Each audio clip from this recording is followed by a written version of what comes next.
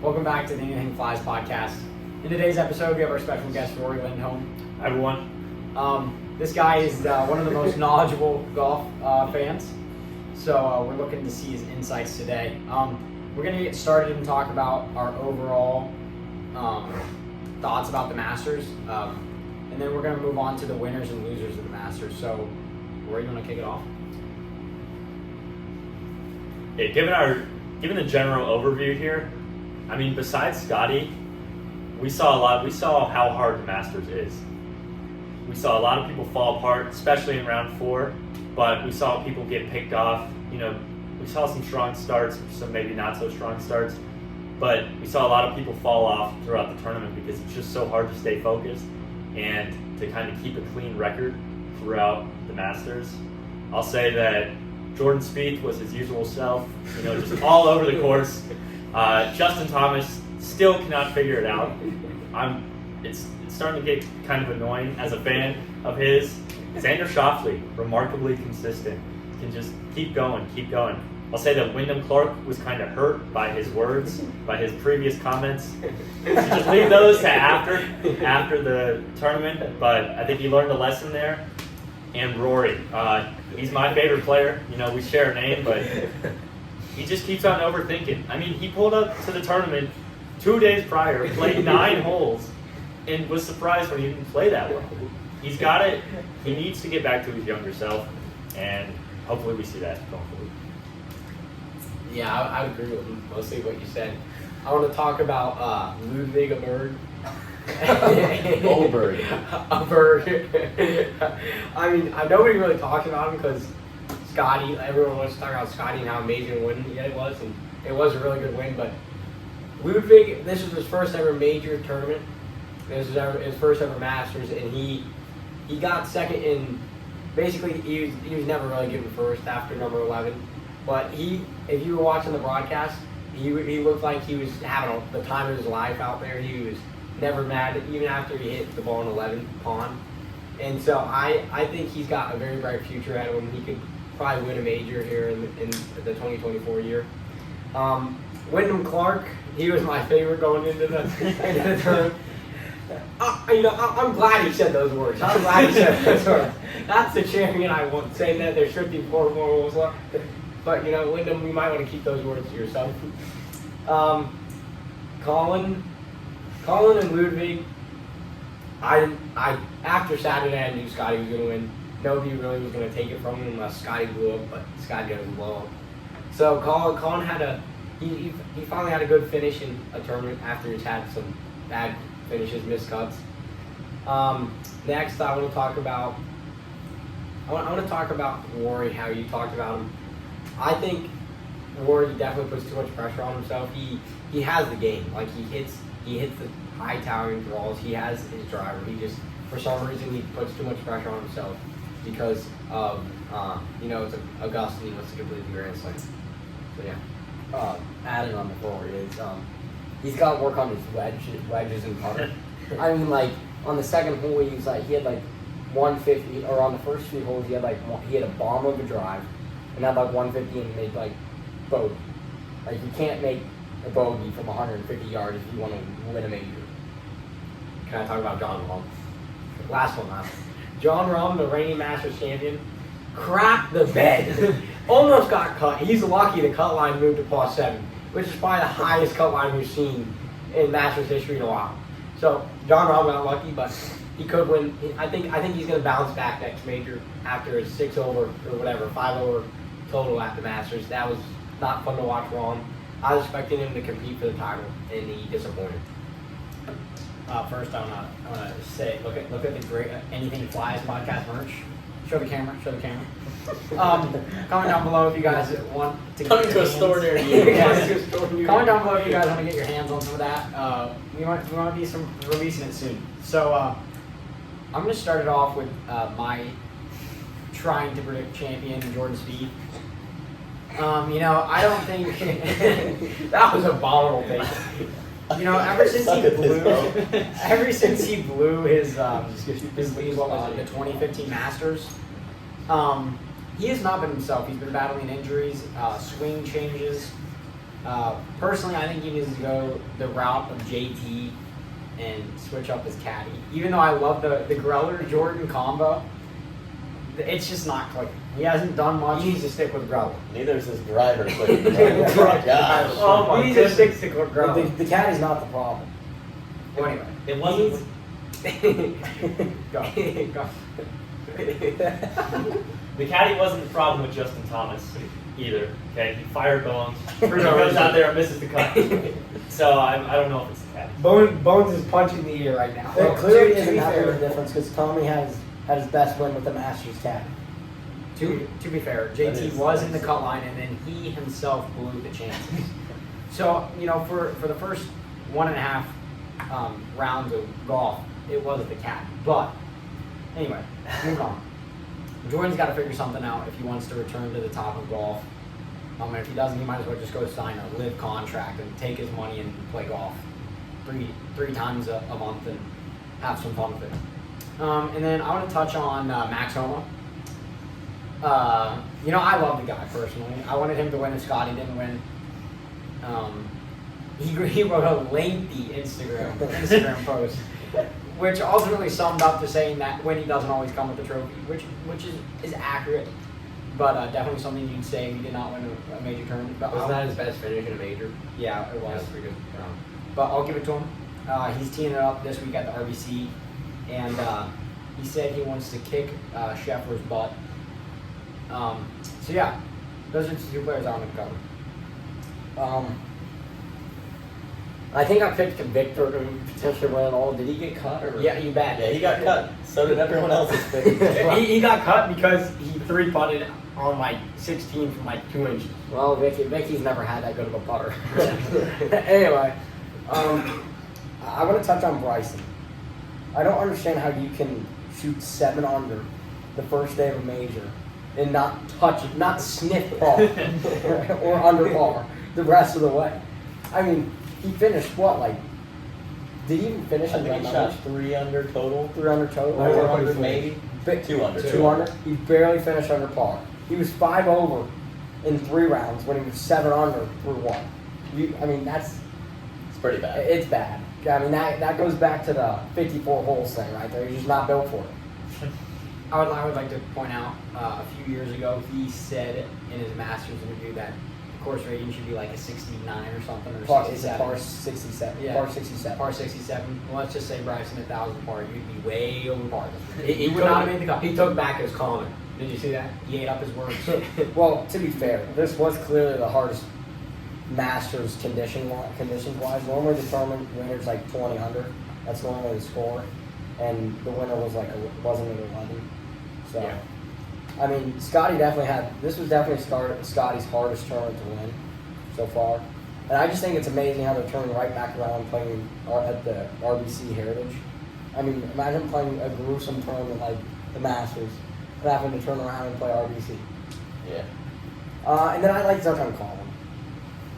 Colin, I love you, but you gotta figure it out, dude. You can't go around hitting 14 out of 14 fairways and hitting the irons like you do and not win anything. You gotta be able to chip and putt around Augusta, and some of those guys just don't have it like other people like Scotty does. So Well, that's the main reason why half these guys fell apart. Well, the thing about Colin is what won him the Open and the PGA, lost him the Masters, and it was his iron shots. His ball striking is what won him his first 2 majors, and if he had the ball striking he did on an average day, he probably would have won that tournament. I think that's just why he's falling off site and he can't win anything anymore. Also, he made like a putter switch, I think, on Friday. Did that help? That Maybe- helped. Okay, but So I think that was just slightly beginner's luck that got him the hot putter on the greens until about Sunday, and he realized, like, putter's not going to switch. I'm kind of trash at putting. Obviously, you got to go with Scotty Scheffler, my favorite to win the tournament. Everyone else's favorites, I'm pretty sure missed the cut, other than you're Nash trying to be picked Rory. different. You're trying to be different. Yeah, didn't work. Also, winning does come with the trophy. It comes with the green jacket. Couple other things. Let's see. I really liked Max Homa. I think he plays really similarly to Bryson, or not Bryson, Scotty. Like, they're both really calm. They're able to let things go. I just feel like Scotty, his mental game is just superior to anyone right now. and I think it just shows he's miles clear of anybody in this last month, and I think it should continue. I mean, this week he's easily the favorite again, and I would pick him to win his 4th out of the last 5. You know what I love about Scotty's win? We've never seen that much emotion out of him, like we did on the 18th green. You know, it might have been because Meredith wasn't there. You never know. But, but that was pretty cool to see the emotion out of him on the 18th green. I don't know why he's playing this week, because his wife's going to go into labor Yeah, for real. So yeah, he's yeah. gonna have to get out. Wasn't he scared that he's gonna go into that she's gonna go into labor? Yeah. And now she actually might. Yeah. I would do anything to play RBC Heritage, so I get it. That's a beautiful course. Hey, I'm just glad the wife did not go into labor. I wanted to see Scotty win. Oh my gosh. He's such like a down to earth person. He probably would have dropped out if there was 2 holes left and he was up 5 Imagine shots. mid-round, Ted Scott gets the note. Meredith's going into labor. He's probably running off back there. If I'm Ted, I'm not even telling him. I'm like, Scotty, you got 4 more holes. Let's finish strong. Well, the thing is Meredith was Meredith even in like Atlanta? Like if she was actually going into labor, was Scotty gonna even really be able to get to her? I think she was with him. Oh no, she wasn't in Atlanta because he was saying how all week he had to make breakfast. Oh, that's So right. wasn't she back? Well, okay. So was she back home? Wherever he lives, probably. If she's in Texas. Texas and he's on the 8th, It's not that far to fly. In a private You jet. don't- He's got a private jet. But you don't understand. If he's on the 16th hole, on 16 deep, and Meredith's going into labor, it's gonna take him like round. If he sprints out of there and gets everything, Well, it's gonna you take take your golf cart out, but Well, yeah, but it's gonna take him like 5 hours just to get into Texas. It's got to be like a 3-hour flight. no. I'm pretty sure you can induce too, just to like delay it a little bit. Like, there's like I mean, I guess. You want to risk that? I don't know. yeah. Scotty, I wrote this down. He looks like when he's out there, you watch him, he goes, Thursday, he shoots 600 par. If you would have watched that, you would have thought it was maybe an even par round, maybe like a 1 under round. Like he's out there, he's just chill. And you know, you watch anybody else out there, they're fighting. They're fighting for an under par round. And so I think that his mental game is also a result of the simplicity of his game, that he just keeps going. He hits fairways, he hits greens. That doesn't require... Jordan Spieth needs to have the most insane mentality of his life to make it through out there, because he doesn't hit a fairway. So when you hit fairways, it's a lot easier to be chill. When you hit greens, it's a lot easier to be chill. When you're missing everything and you're having to go throughout trees and everything, it's so hard to be chill out there. When you have to walk up to your ball not knowing where your ball is. Exactly. When you're walking up to 12 green with a putter in your hand, you're going to be a lot more chill than when you are walking up there with like 4 wedges in your hand. Yeah. I think that's also what Tiger Woods was doing too. Like when Scotty played that first round, and Bryson as well, in a similarity. Like Bryson made like 10 birdies when he shot 7 under, and Scotty went bogey free for 6 under. And then you got Tiger Woods fighting for his life to shoot 1 over on a day that was the nicest conditions in the entire tournament. And I just think it shows like Tiger's actually it's his time. You know what I'm shocked about Tiger is? He did the best round on the hardest conditions. What did he shoot on round 2 during the hardest conditions? Like He shot like 1 over that entire day. that's what I'm saying. And that was he like played the 23 best. holes. He played the best on the hardest conditions, which shocked me. He played 25 holes. I thought for sure he was missing the cut after he had to start early. One more thing. If you want to play well at Augusta, you have to miss it in the right spots. And people like the reason why Tiger made the cut is because he knows how to play Augusta. If you put him out there on any other course, he doesn't make the cut because he misses it in the right spot. Every chip is a regular chip that he has a chance to chip in, and you see him get out there getting creative with like the 5-iron bumping runs, and that's what proves to be so like that's what proves to be paramount out at Augusta. And along with that, Scotty doesn't stick it every time. Scotty hits it. No, the thing about Scotty, he doesn't hit it worse than the PGA Tour average. Now, other guys are hitting it worse than the average, and sometimes he's sticking it, but Scotty knows what he's doing. He knows where to put the ball, and he knows how to give himself a great chance and eliminate the bogeys so he doesn't have to make 10 birdies to shoot 6 under. Yeah, bringing it back to Tiger. Like, I guarantee that guy knows how to compete. He knows how to play the Masters, and he does know Augusta well, and he does know how to hit a golf ball well, but he knows how to compete, and he knows how to adjust to the tournament feel. I can almost guarantee, and I said this a few days ago, I work at Jefferson, and I was like, if you put Scotty Scheffler, Justin Thomas, Jordan Spieth, and Tiger out there, I guarantee that they all just beat the crap out of him. Maybe. Or at least it's swinging a couple of ways. But Scotty Scheffler and Tiger Woods, they know how to compete in these tournaments, where Jordan and Justin right now, their mental game just isn't there. And so, the golf is not going to help you if the mental game's not there. I also want to touch on the big guy on campus on the Masters, Big Neil Shipley. Ohio native, Columbus native, plays at OSU in the golf team. What a story, by the way. Started at JMU. That was his only D1 offer. He took it. Then he transferred as a grad transfer to OSU. He got second at the USAM. That's how he got into the Masters, and now he made the cut. And I would assume from that he's going to get 1, more NIL deals, and 2, he's going to get some exemptions in this upcoming schedule of the PGA Tour. However, the guy played some good golf. He shot 73 the last day, which was not an easy golf course by far. He beat Tiger. He played with Tiger on Sunday. He had to deal with the Tiger Sunday crowd, and he just somehow managed to beat him by more, I don't know, like 3 or 4 strokes. He shot 1 over. I mean, that's pretty. Tiger went high in the final. That's true, but it's still pretty impressive. I mean, how nervous would you be walking up to the first tee, looking at 5 rows? I'd be crapping my pants. five rows deep, and you got to go play with Tiger Woods wearing red. I mean, Let alone at Augusta already. exactly. At Augusta, so you're already at a disadvantage right there. And he goes out and shoots 1 over. Props to the guy. I saw that Neil Shipley's caddy was his high school teammate who plays at Michigan. Wisconsin. But that is crazy because that guy, I think he's only like 21-ish. He's a little bit younger. No, Neil's caddy. Oh, okay. And so about 2 months ago, I'm sure he hadn't decided his caddy yet. And now just to think all the way, you're caddying for your friend and you're playing with Tiger. You get to meet Tiger Woods on Masters Sunday. That's just an insane thing. Think about how good that is for that guy, for Neil Shipley, to withstand that environment of Tiger Woods when he's that young. And this also goes for Oberg to do this well in his first major. When you learn kind of the Masters or any major environment, then you're going to be able to navigate that environment so much better in the future. So I think that this guy, I think he's kind of got to work on his build a little bit. But if he does that, then I think he's got an insane future just because of this experience. And yeah, he almost holed out, and he's clutch. Holding out, if you go play that clip of him almost holding out in the USAM to get himself here was insane.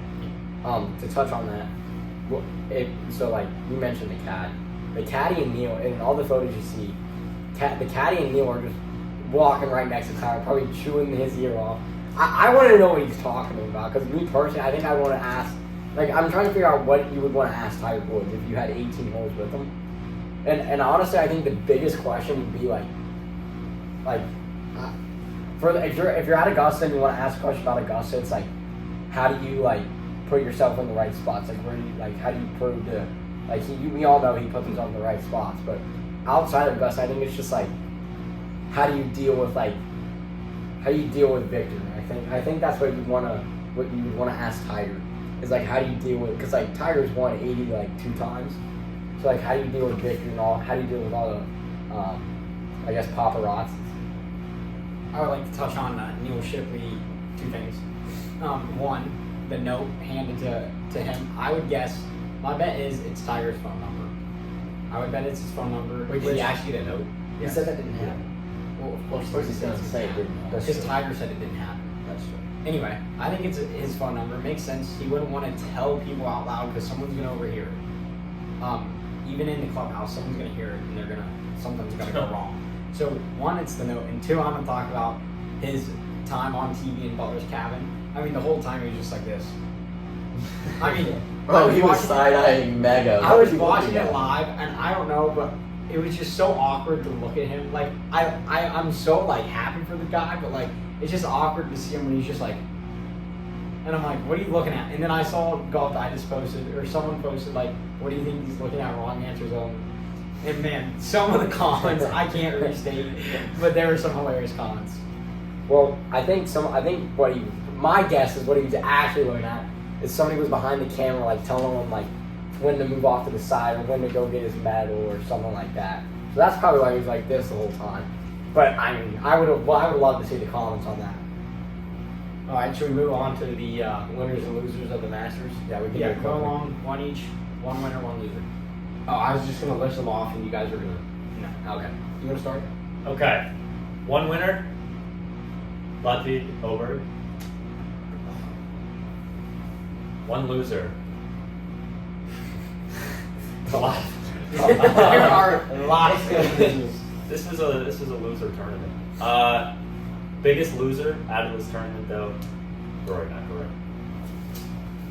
All right, for my winner, I'm not gonna say Scotty. Obviously, that's an honest answer. I bet Harry's gonna say Scotty, but I'm gonna say my winner. My winner would be Max Homa. You know, he came up short, but I'm pretty sure that was his best major finish, and he was kind of in the mix all week. You know, he's really shown growth in his game, and I think that this momentum from Augusta will help him do good in the future majors.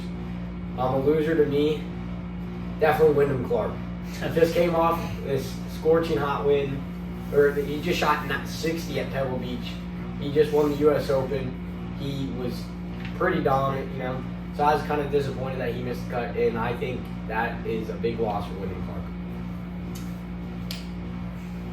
I would say my winner is Neil Shipley. These last two Masters tournaments, we've seen an amateur do well and get fame from it. First it was Sam Bennett, and now it's Neil Shipley. Yeah. Neil obviously didn't have as good of a finish as Sam did, but I still think, I was looking at his Instagram followers because I followed him for a while. He started the week at like 5,000, and I think he's up to 12,000, maybe 15,000 now. Not as impressive as Sam Bennett, but still pretty cool to see. Biggest loser, I would say my biggest loser is, John Rahm. He didn't make the cut, but he just went to live. He's coming off a green jacket, and he was playing pretty well before he left for live. And now he's gone to live, and he just got, tied 40th at the Masters. It is Augusta, and it's hard to compete there every year, but still, it's just it seems like he's fallen off the face of the earth. I wanna do an honorable mention winner. Hopefully I don't take your guys'. I'm gonna say Will Zalatoris. Tied ninth. Was that yours? Sir? No. Tied ninth after a back surgery, really. And he what did he shoot? He shot 200 total, I think. Yeah, I think so. So Will Zalatoris is probably honorable mention. All right, my winner is, I don't even know. I'd say probably Colin, just because the fact he's been a little bit of a bum recently. My losers is definitely Brooks Koepka and John Rahm. Everybody was like, "Oh, the LIV guy's gonna win it this year." Once again, they don't win it because they don't only play 54 holes. But when you're coming off of LIV, you have to perform in the majors, or else there's nothing to show for LIV. So. My winner is Tommy Fleetwood's caddy this week. The guy's not even his caddy; he's just a caddy at Augusta National, and to experience that's crazy. To help Fleetwood to his best major finish. And then my loser, there's too many to pick from, but I think I'm gonna have to go with Rory as well.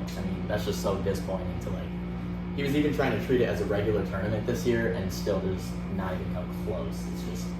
It's sad. I do want to give a little minute here to Colin. He is such a great guy. He's so humble. I love seeing him on leaderboards. I get excited when I see that Morikawa name up there. I love his swing. I tried to model my swing after his. I did not do a very good job of that. But I love him, and I think that he knows how to win a major. He clearly does. So his mental game is there.